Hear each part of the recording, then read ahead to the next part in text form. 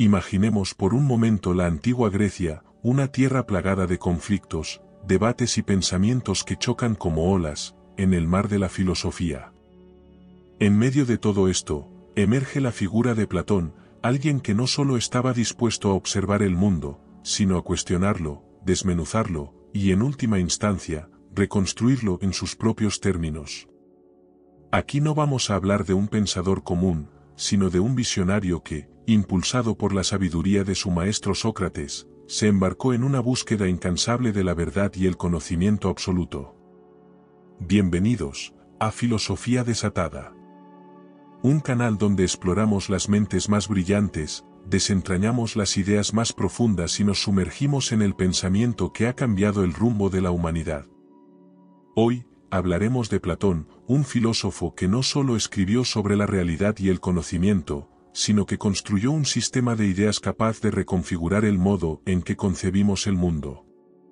Platón vivió en una época agitada, entre las sombras de la guerra del Peloponeso, las convulsiones políticas y el ocaso de la democracia ateniense.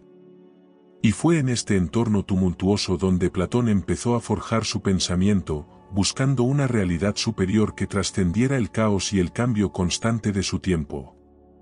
A lo largo de su vida, se enfrentó a tiranos, viajó en busca de sabiduría, fundó la primera academia y se rodeó de algunos de los mejores discípulos de su época. Pero, más allá de estos hechos, ¿qué lo motivaba realmente? ¿Qué misteriosa inquietud llevó a Platón a buscar una dimensión de existencia más allá de los sentidos, un mundo de ideas puras y eternas? Si te interesa conocer los secretos de este universo intelectual, quédate con nosotros. Pero, antes de sumergirnos en este fascinante viaje, no olvides suscribirte a Filosofía Desatada para no perderte ningún detalle de esta travesía hacia las ideas de Platón y más allá. Avancemos entonces. Nos adentramos en los primeros pasos filosóficos de Platón, un joven ateniense que, como muchos en su época, fue cautivado por la sabiduría de un hombre que caminaba descalzo y pasaba sus días en las plazas y los mercados de Atenas, Sócrates. Pero, ¿qué fue lo que hizo a este hombre tan fascinante, tan capaz de plantar en Platón esa semilla que lo llevaría a cuestionar el mundo entero?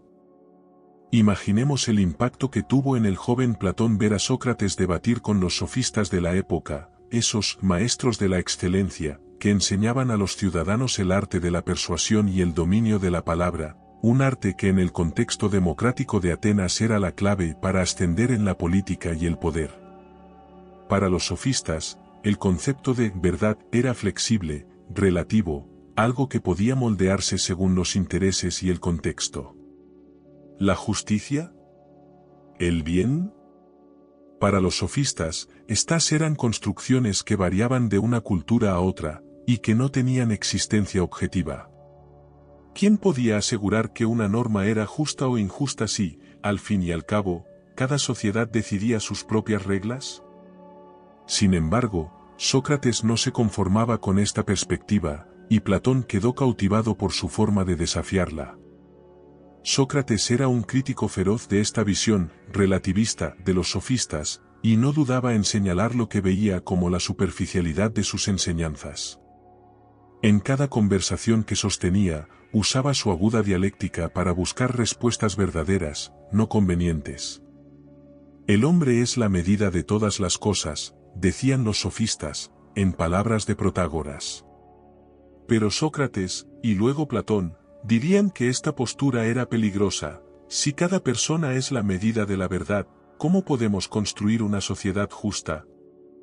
¿Sobre qué cimientos descansan nuestros valores, nuestra ética, nuestro conocimiento? Así, Platón comenzó a esbozar un sistema de pensamiento que buscaba respuestas absolutas, verdades que no dependieran del tiempo ni del lugar. Una visión que le permitiera superar no solo el relativismo de los sofistas, sino también el materialismo de los filósofos presocráticos, quienes, en su afán por comprender la naturaleza, limitaban su búsqueda a la materia, el cambio y el movimiento. Ellos hablaban de un arge o principio primordial, el agua para Tales, el aire para Anaxímenes, el fuego para Heráclito. Sin embargo, Para Platón, esa perspectiva dejaba fuera lo más importante, el porqué de las cosas, el propósito, la finalidad. ¿Es posible, se preguntaba, que todo cuanto existe simplemente sea un caos sin sentido? ¿No hay acaso una idea, una esencia detrás de lo que vemos? Esta idea lo conduciría a una búsqueda por aquello que podría otorgar estabilidad y coherencia al mundo, un plano de realidades eternas y perfectas, las ideas o formas, como las llamaría más tarde. En su pensamiento, estas ideas representarían la esencia inmutable de las cosas, una dimensión donde conceptos como la justicia, la belleza, y el bien existen en su máxima pureza. Todo lo que vemos en el mundo, decía Platón, es apenas una copia imperfecta de estas ideas superiores. Así, en cada ser humano, en cada objeto, hay una chispa de esa idea que está más allá de lo tangible, y es tarea del filósofo intentar comprenderla, intentar recordar ese conocimiento innato, esa verdad que yace en nuestra alma y que solo podemos alcanzar mediante la razón. Esta es la esencia del pensamiento platónico, la búsqueda de una verdad que no se deja seducir por las apariencias, una verdad que desafía a cada uno de nosotros a mirar más allá de lo que los ojos perciben. Y este es solo el inicio de su propuesta revolucionaria, de ese vasto universo de conceptos y teorías que aún hoy, siglos después, continúa retándonos. ¿Intrigado por lo que viene? No olvides suscribirte a Filosofía Desatada para seguir explorando los misterios de la filosofía de Platón y descubrir cómo esta visión transformó no solo su tiempo, sino todo el curso del pensamiento occidental. Sigamos profundizando en el fascinante viaje de Platón hacia la construcción de su teoría de las ideas, un concepto que lo llevaría a enfrentar a los pensamientos dominantes de su época. Platón no solo buscaba definir qué era la justicia o la belleza, sino que aspiraba a desentrañar qué hacía que algo pudiera ser llamado justo o bello, algo que fuera universal y eterno. Con esta ambición, llegó a uno de los pilares de su filosofía, la teoría de las ideas, también conocida como la teoría de las formas. ¿De qué se trata? Vamos a descubrirlo. Imaginemos, por un momento, que cada cosa en este mundo desde la mesa frente a ti, hasta los conceptos como el amor o la justicia es solo una sombra de algo mucho más perfecto y verdadero que se encuentra en otro plano de existencia. Esta es la esencia de la teoría de las ideas. Platón creía que más allá del mundo material y cambiante que percibimos, existe un mundo de realidades absolutas, eternas y perfectas. ¿Qué significa esto? Que la justicia, el amor, la belleza, o incluso el concepto de mesa, existen en un nivel ideal, inmutable, puro, que no depende de nuestras percepciones ni de los caprichos del mundo físico. Para entender este mundo de las ideas, pensemos en algo tan simple como una silla. Hay muchas sillas en el mundo, cada una diferente, algunas son de madera, otras de metal, unas son altas y otras bajas. Sin embargo, a pesar de todas sus diferencias, sabemos que todas ellas son sillas. ¿Por qué? Porque en nuestro intelecto existe una idea de silla, que todas estas cosas particulares reflejan de alguna manera. Para Platón, esta idea de la silla no está en ninguna parte del mundo físico, es una realidad superior que nuestro intelecto puede comprender, pero que nuestros sentidos nunca pueden percibir en su totalidad. Platón argumentaba que todo lo que existe en el mundo sensible es una imitación o copia imperfecta de estas ideas. Las cosas bellas participan de la idea de belleza, las cosas justas participan de la idea de justicia, y así sucesivamente. Este doble mundo, el mundo de las ideas perfectas y el mundo sensible de las copias, fue una auténtica revolución para la filosofía. Es como si, al plantear esta teoría, Platón nos invitara a entender que la realidad que vemos no es la realidad verdadera, sino una especie de reflejo distorsionado. Imaginen el impacto de esta idea en una cultura que empezaba a confiar en los sentidos y en la razón como herramientas absolutas para conocer la verdad. Esta teoría de las ideas no solo enfrentaba el relativismo de los sofistas, sino que también respondía a las limitaciones del pensamiento materialista de los presocráticos, quienes intentaban explicar el universo a partir de elementos físicos y tangibles. Platón sostenía que, si el mundo está compuesto únicamente de cosas materiales, entonces todo debería cambiar constantemente sin que haya una explicación del orden y la armonía que percibimos en la naturaleza. Él quería demostrar que este orden tiene una fuente superior, una idea de lo que las cosas deben ser. De aquí surge el concepto de la imitación o mimesis. Las cosas del mundo sensible buscan reflejar a las ideas, pero siempre lo hacen de manera imperfecta. Por ejemplo, todos los triángulos que dibujemos serán aproximaciones a la idea de triángulo, pero nunca alcanzarán la perfección absoluta que representa la idea en sí misma. Este planteamiento llevaba a una conclusión aún más radical: si el verdadero conocimiento es el conocimiento de las ideas, entonces todo lo que conocemos a través de los sentidos es una especie de opinión, un saber que nunca es completo ni verdadero. Para Platón, el conocimiento absoluto, la epistim, solo se alcanza cuando se conoce la esencia de las ideas, y esto no es posible mediante los sentidos, sino a través del uso de la razón y la inteligencia. Esta visión del conocimiento, conocida como epistemología, se convirtió en el corazón de su filosofía. La auténtica sabiduría, para Platón, no es un simple acumulado de datos y experiencias, sino una comprensión profunda de las realidades que se esconden detrás de las apariencias. Para explicar esta diferencia entre el conocimiento sensorial y el conocimiento de las ideas, Platón recurre a un mito tan famoso como potente, el mito de la caverna. Este mito, narrado en la República, nos invita a imaginar a unos prisioneros que han vivido toda su vida encadenados en una cueva, mirando solo hacia una pared en la que ven sombras proyectadas por objetos que están detrás de ellos, iluminados por una hoguera. Estas sombras son todo lo que conocen, para ellos, esta es la única realidad. Pero, ¿y si uno de estos prisioneros lograra liberarse? ¿Y si pudiera girarse, ver los objetos que proyectan esas sombras, finalmente, salir al exterior, donde el sol ilumina el mundo verdadero? Ese prisionero, que representa al filósofo, descubriría que la realidad que conocía era solo una ilusión, y que fuera de la cueva existe un mundo de luz y verdad. Este mito es una metáfora del viaje filosófico de Platón, una invitación a todos nosotros para que no nos conformemos con las sombras, con las apariencias, y busquemos siempre el conocimiento verdadero, el conocimiento de las ideas.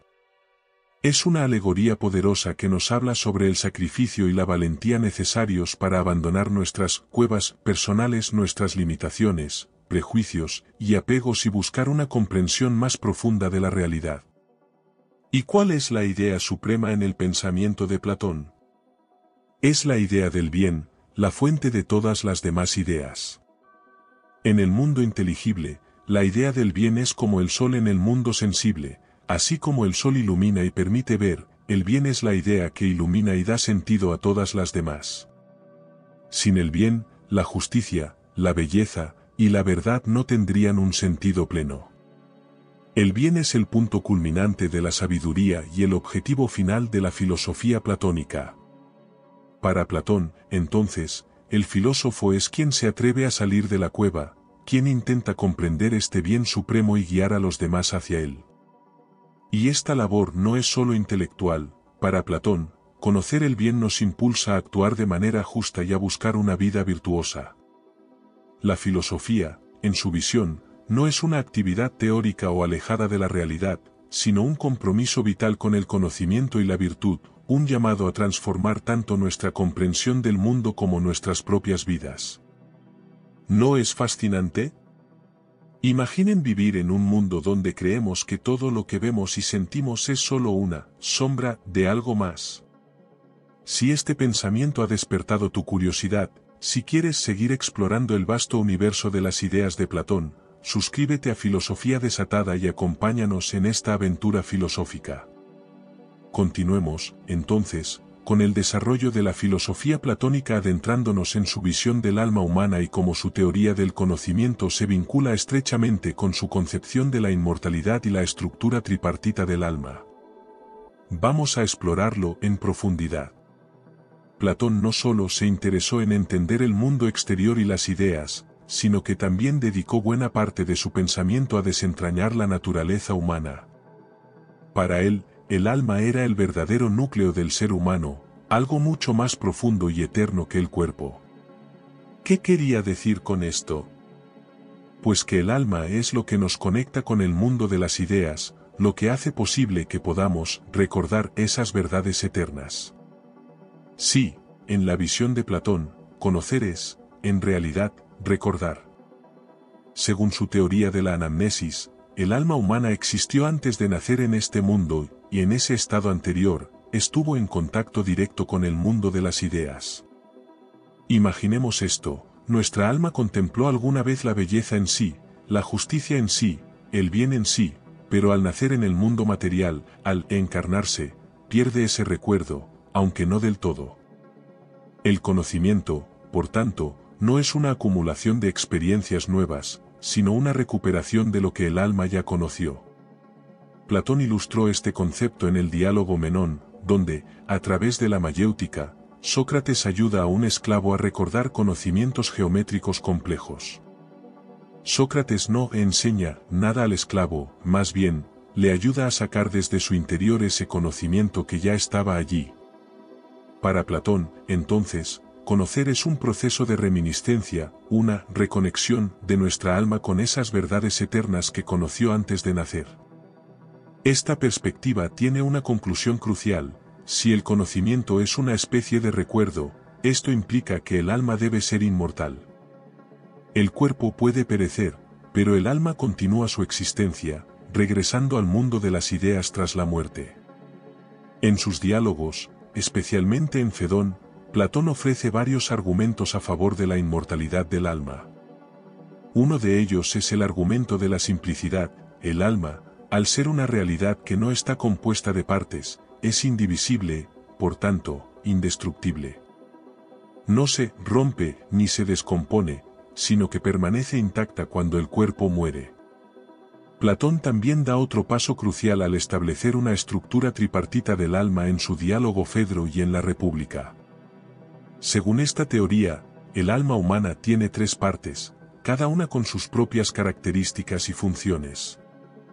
La primera de ellas, el alma racional, que reside en la cabeza y que es la fuente de la razón, el intelecto y la búsqueda del conocimiento.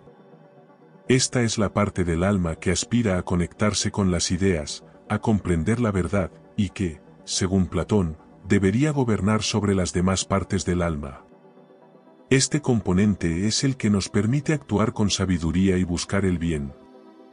La segunda parte del alma humana es el alma irascible o espíritu, que se encuentra en el pecho.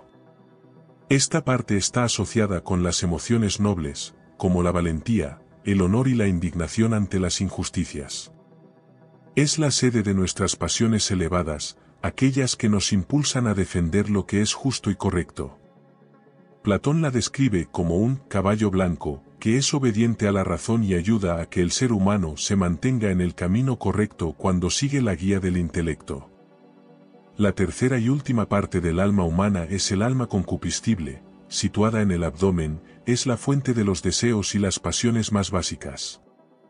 Es la parte de nuestra alma que busca la satisfacción de las necesidades corporales, la comida, el sexo, la comodidad, el placer. Platón compara esta parte con un caballo negro, desobediente y difícil de controlar, que tira hacia los impulsos y deseos más inmediatos. Estos tres componentes, juntos, conforman la naturaleza humana, pero para Platón el ideal es que el alma racional guíe al alma irascible y concupiscible. El filósofo utiliza el mito del carro alado para ilustrar este concepto. El alma es como un carro tirado por dos caballos, uno blanco y obediente, del alma irascible, y uno negro y rebelde, del alma concupiscible, que intenta desviarse constantemente.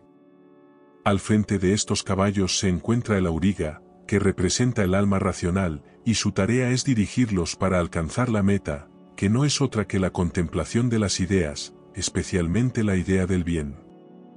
Si el auriga la razón logra controlar y guiar a los caballos, el alma alcanza la armonía y se mueve en la dirección correcta, hacia el conocimiento y la virtud. Pero si el caballo negro toma el control, el alma queda atrapada en los deseos y en el mundo sensible, alejándose del verdadero conocimiento y de la justicia. Para Platón, esta lucha interna en el alma es el reflejo de la lucha del ser humano por vivir una vida virtuosa, un equilibrio que se alcanza cuando cada parte del alma cumple su función y se subordina a la razón. Este equilibrio, o arete, excelencia o virtud, es el ideal para Platón. La vida virtuosa es aquella en la que cada parte del alma actúa en su propio dominio, la razón busca el conocimiento, el espíritu mantiene la valentía y el sentido de justicia, y la parte concupiscible obedece en sus deseos básicos sin dominar a las otras. En su visión, una persona justa y virtuosa es aquella en la que las tres partes del alma están en perfecta armonía, algo que también aplica a su visión de la polis ideal, en la que cada clase social desempeña su papel en armonía con las demás. Además, Platón nos lleva a cuestionarnos, ¿cómo podemos alcanzar esa vida justa y equilibrada?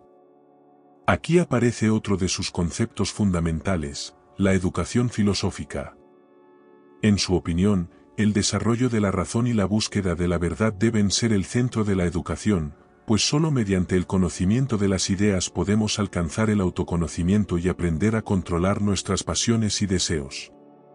Este camino hacia la sabiduría es, en el fondo, una forma de liberación, de salir de las cadenas de los deseos y alcanzar la libertad de una vida guiada por la razón y orientada hacia el bien. Pero Platón no solo concebía la educación como un medio para el autoconocimiento individual, la veía como un instrumento esencial para la construcción de una sociedad justa. De hecho, en la República, plantea un sistema educativo riguroso y selectivo, donde los futuros gobernantes a quienes él llama filósofos reyes, son formados en la filosofía y las ciencias para que puedan gobernar con sabiduría y justicia.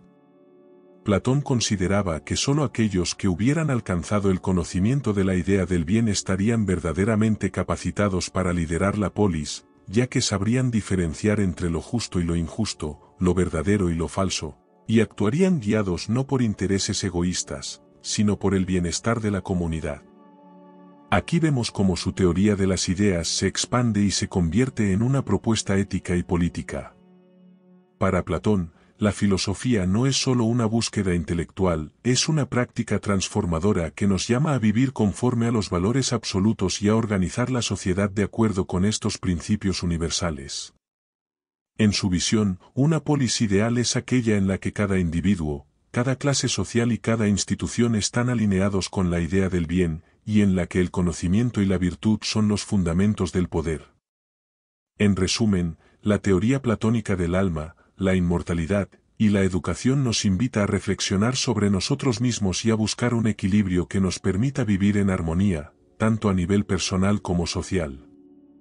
Para Platón, el verdadero conocimiento, la justicia y la bondad no son conceptos abstractos, sino metas que dan sentido a nuestra existencia y que debemos perseguir en cada acción.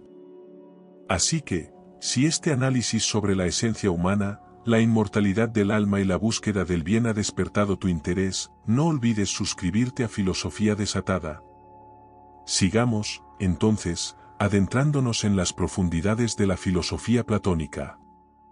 Hasta ahora, hemos visto cómo Platón concibe el mundo de las ideas y su teoría del alma, pero un aspecto fundamental de su pensamiento es su ética y su visión de la política.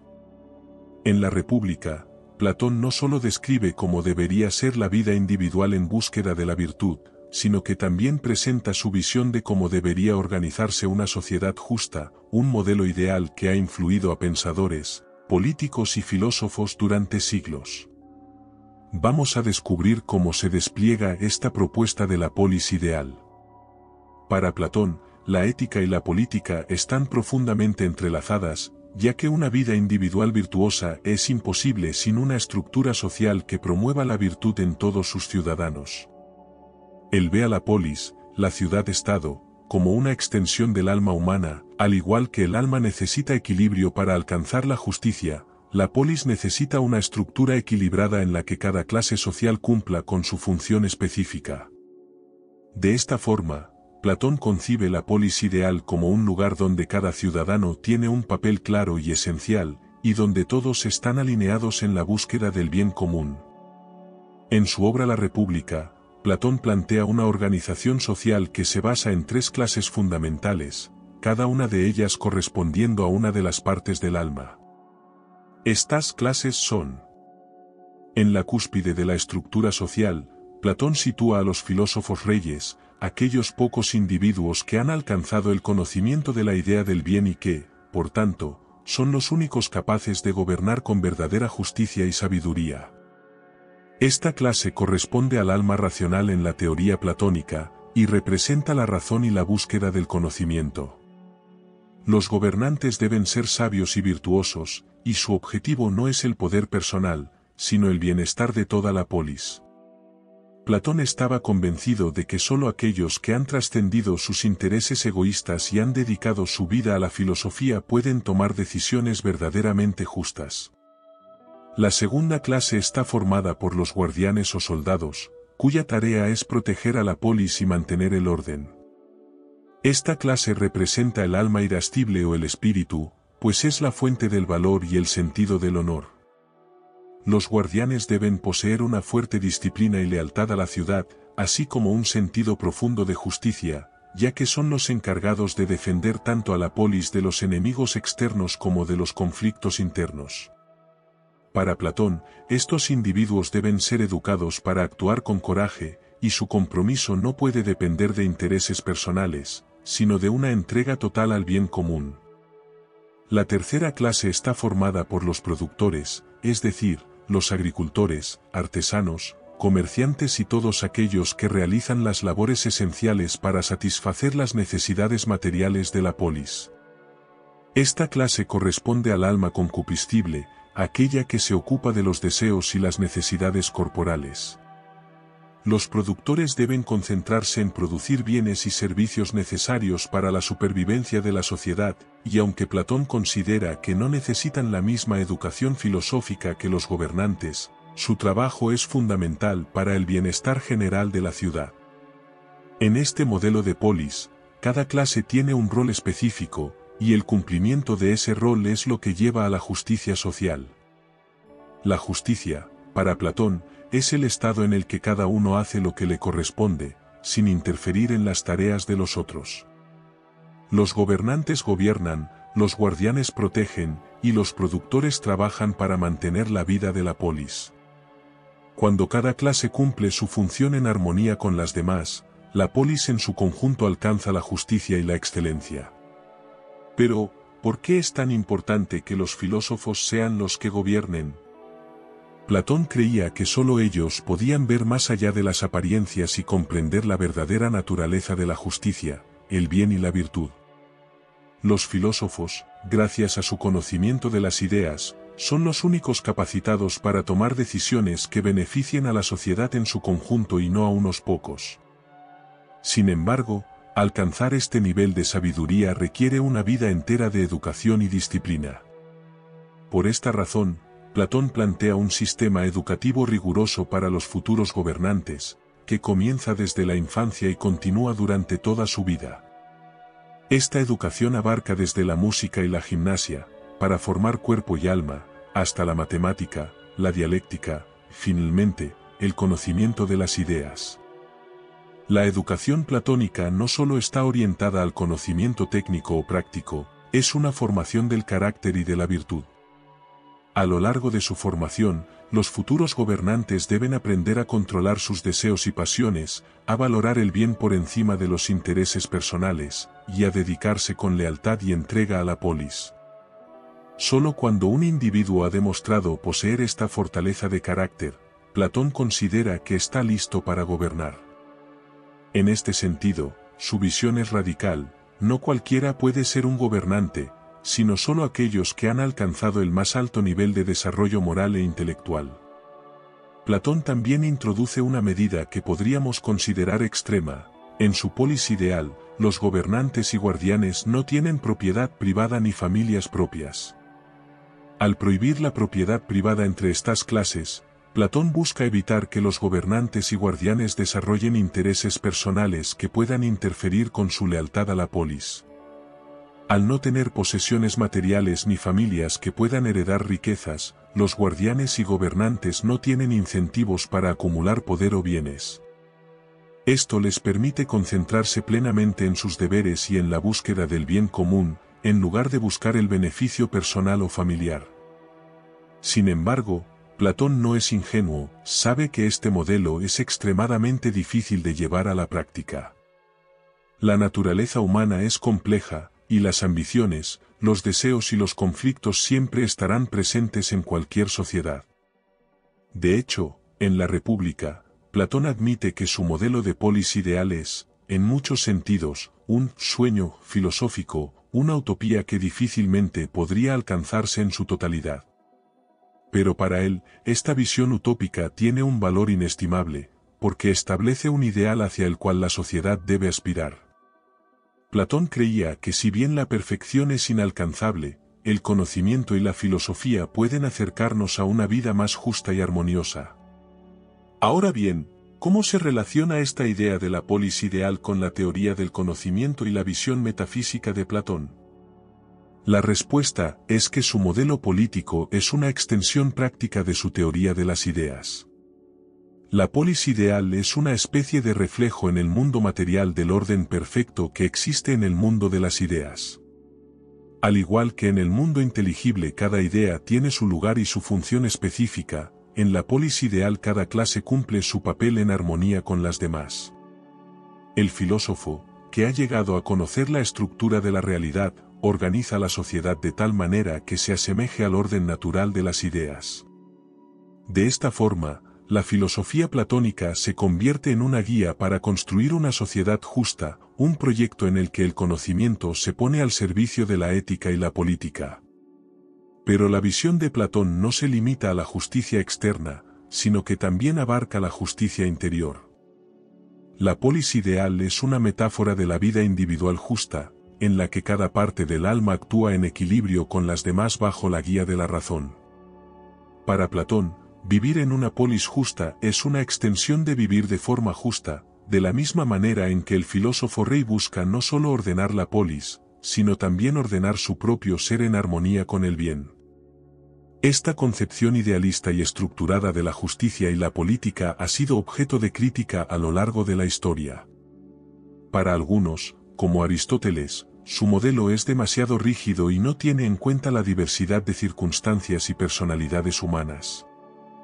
Otros, como Karl Popper, lo han visto como un precursor del totalitarismo, al considerar que Platón antepone el bien común a la libertad individual.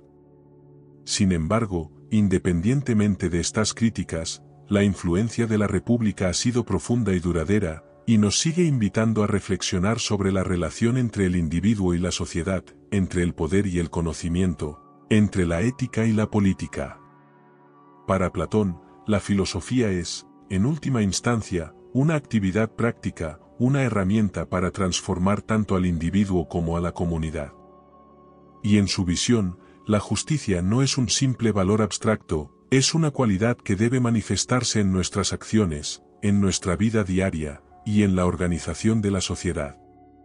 Por eso, su república es mucho más que una teoría política, es un llamado a todos nosotros a buscar la verdad, a vivir en armonía, y a construir una sociedad más justa.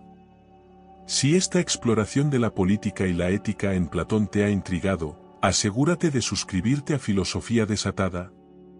Vamos a adentrarnos ahora en uno de los temas más complejos y fascinantes de la filosofía de Platón, su teoría del conocimiento, y en particular, el proceso mediante el cual el ser humano puede alcanzar la verdadera sabiduría. Para Platón, el conocimiento auténtico no es algo superficial, ni es una mera acumulación de datos, es un proceso profundo que implica un cambio en la manera en que vemos el mundo y a nosotros mismos. Este cambio, o metanoia, como él lo llamaría, un giro del alma, es central en su pensamiento.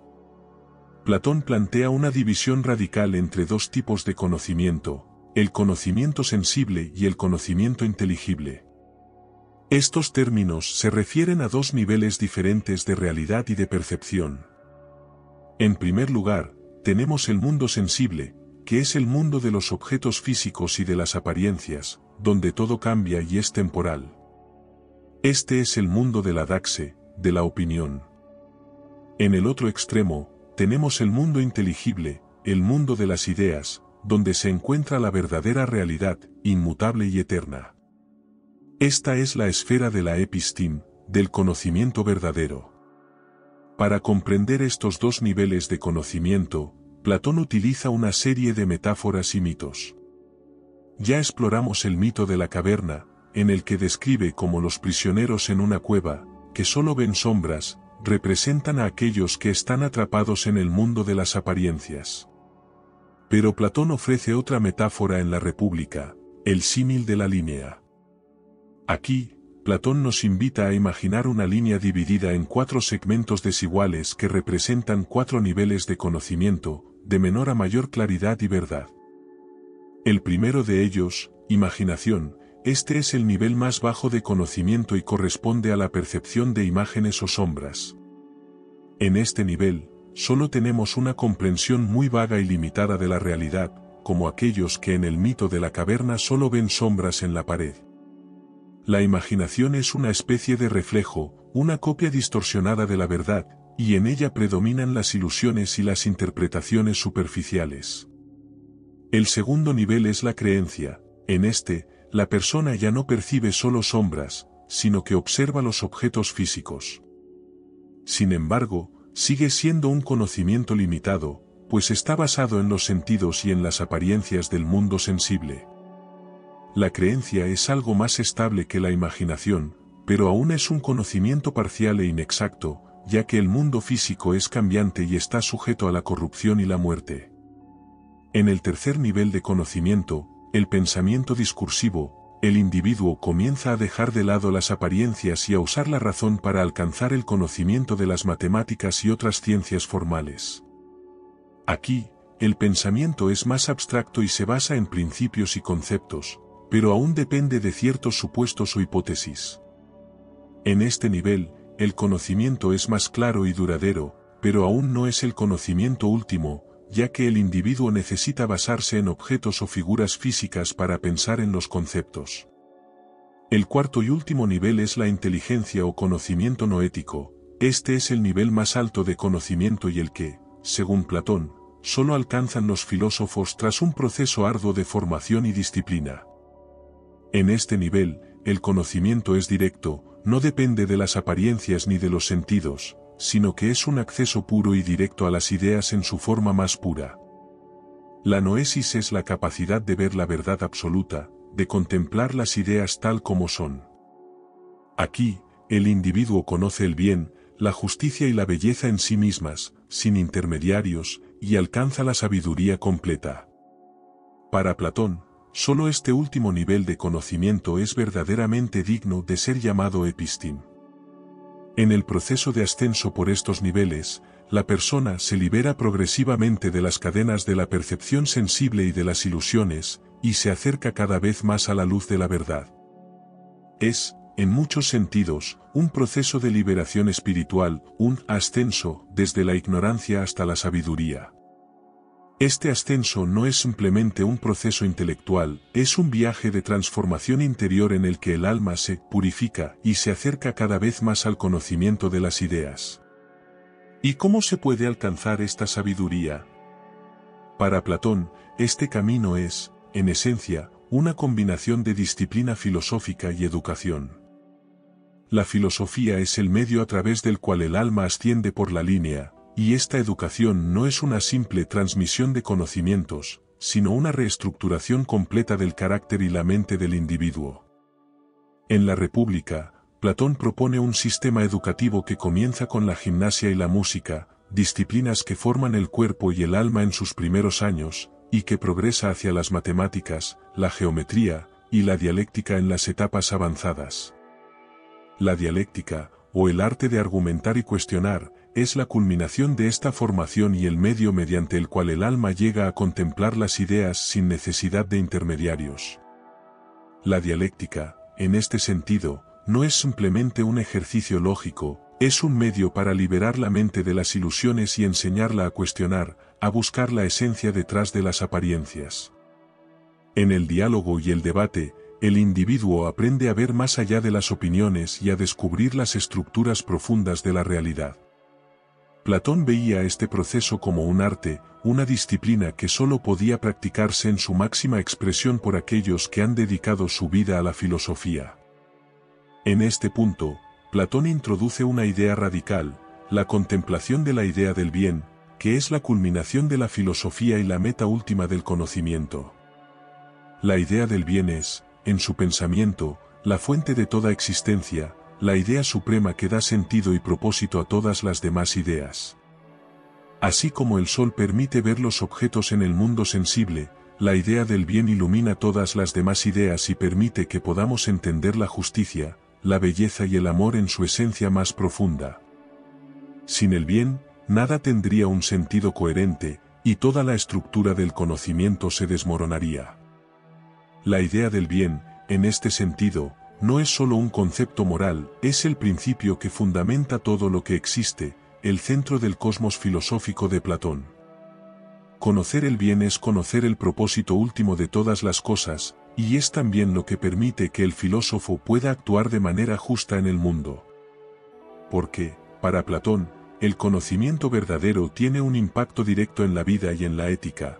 Quien conoce el bien no solo lo contempla, sino que actúa conforme a él. La filosofía, en última instancia, es una forma de vida, una práctica que transforma tanto el entendimiento como el carácter del individuo. Esta conexión entre conocimiento y virtud es uno de los aspectos más poderosos y profundos del pensamiento platónico.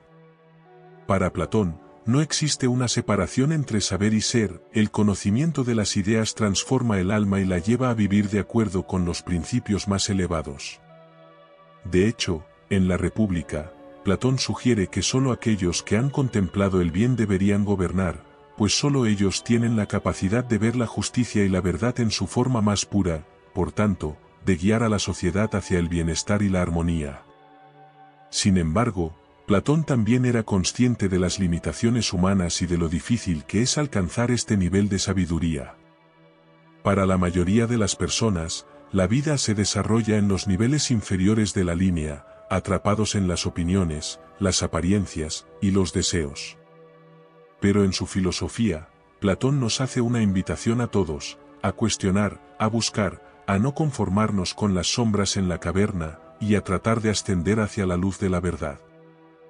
Es un llamado poderoso que, siglos después, sigue resonando en el corazón de aquellos que buscan entender el mundo y a sí mismos en su sentido más profundo.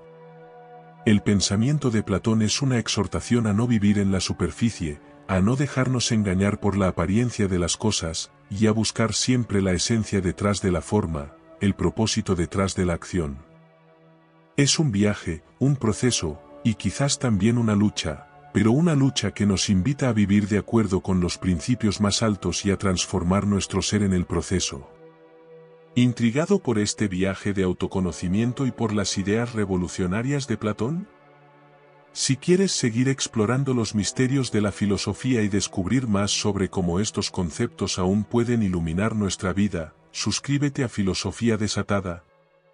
Acompáñanos en esta búsqueda de la sabiduría y déjate inspirar por el legado eterno de uno de los pensadores más grandes de la historia. Sigamos, entonces, adentrándonos en la dimensión antropológica y ética de Platón, aspectos cruciales que nos ayudarán a comprender su visión sobre la naturaleza humana y el propósito de la vida. En este contexto, la teoría del alma de Platón cobra especial relevancia, pues el alma es el núcleo esencial de su filosofía sobre el ser humano y se convierte en el punto de partida para su ética y su concepción del buen vivir. Vamos a descubrir cómo Platón entiende al ser humano y qué papel juega el alma en la búsqueda de la virtud. Para Platón, el ser humano es, ante todo, un ser compuesto, un alma inmortal unida a un cuerpo mortal. Sin embargo, esta unión es, en cierto modo, accidental y temporal, pues el verdadero ser del hombre reside en su alma. El cuerpo es una especie de vehículo que el alma utiliza mientras está en el mundo material, pero la naturaleza del ser humano es espiritual y está profundamente conectada con el mundo de las ideas. De hecho, para Platón, la presencia del alma en el cuerpo representa una especie de caída o exilio en el mundo sensible, un estado de separación de su verdadero hogar, que es el mundo inteligible. Este concepto se desarrolla en el Fedón, donde Platón discute la inmortalidad del alma y ofrece varios argumentos para demostrar que el alma es eterna y que sobrevive a la muerte del cuerpo. Uno de los argumentos más conocidos es el de la reminiscencia, que sostiene que aprender es, en realidad, recordar. Platón argumenta que el conocimiento de las ideas no se adquiere en esta vida, sino que es un recuerdo de lo que el alma ya conocía antes de encarnarse en el cuerpo. Según esta teoría, la capacidad de comprender conceptos universales como la justicia, la belleza o el bien es una prueba de que nuestra alma ha estado en contacto con estas realidades eternas en algún momento, lo que implica que nuestra existencia no comienza con el nacimiento ni termina con la muerte. Pero, ¿cuál es el destino del alma después de la muerte? Platón sugiere que el destino del alma depende de cómo haya vivido su vida en la tierra.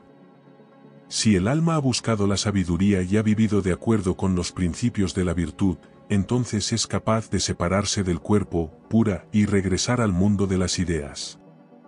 En cambio, si el alma se ha dejado arrastrar por los deseos y las pasiones del cuerpo, sufre un destino distinto, puede ser reencarnada en otro cuerpo y obligada a repetir el ciclo de nacimiento y muerte hasta que logre alcanzar la purificación.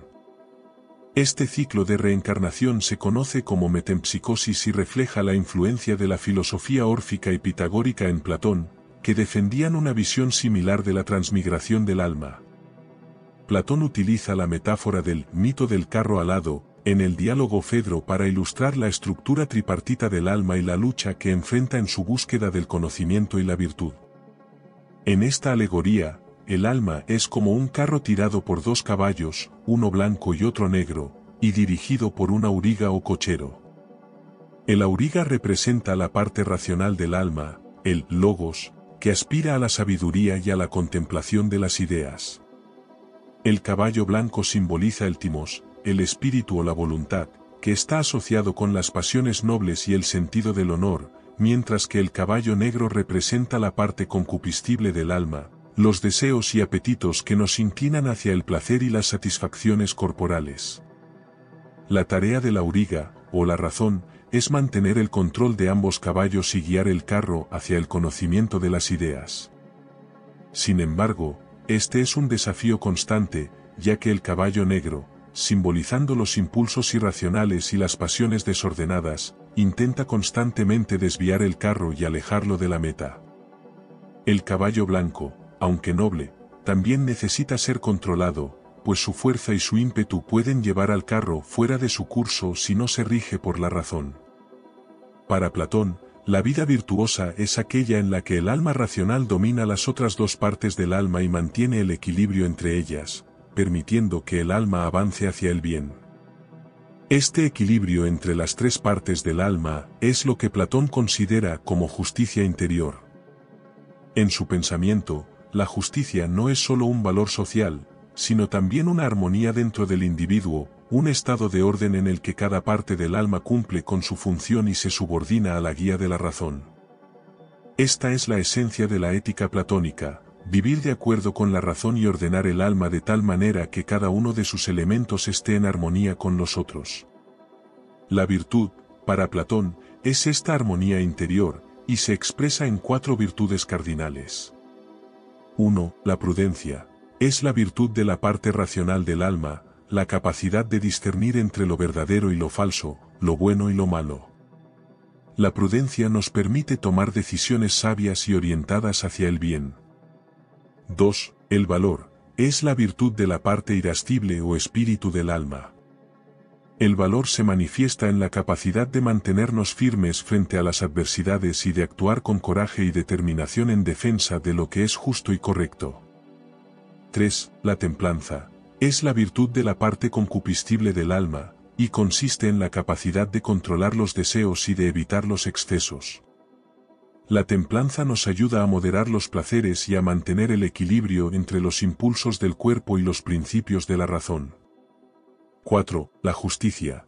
Es la virtud que surge cuando las tres partes del alma están en equilibrio y cada una cumple con su función sin interferir en la de las otras. La justicia es, por tanto, la armonía interior del alma y la base de todas las demás virtudes. Estas cuatro virtudes forman la base de la ética platónica y son la guía para una vida plena y orientada hacia el bien.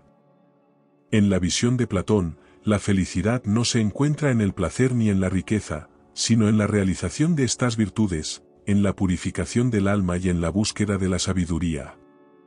La vida virtuosa es una vida que se orienta hacia el conocimiento de las ideas y hacia la contemplación de la realidad eterna y perfecta.